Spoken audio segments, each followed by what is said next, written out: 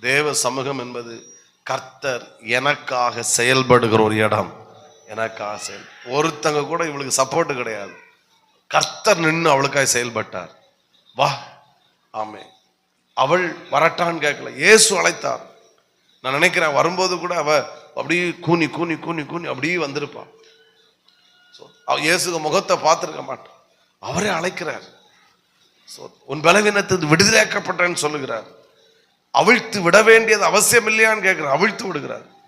உனக்காக செயல்படுகிற ஒரு இடம்தான் தேவ சமூகம்.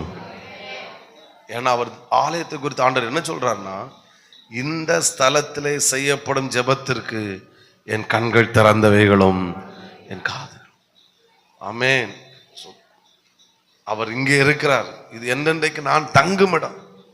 நீங்க பாஸ்ட்ட சொல்லாட்டாலும் பரவாயில்ல, ஆண்டவர்கிட்ட சொல்லாட்ட கூட பரவாயில்ல, நீங்க வந்து உட்கார்ந்தாலே போதும், அவர் உங்களுக்காக செயல்படுவார். தேவ சமூகம் உங்களுக்காக செயல்படுகிற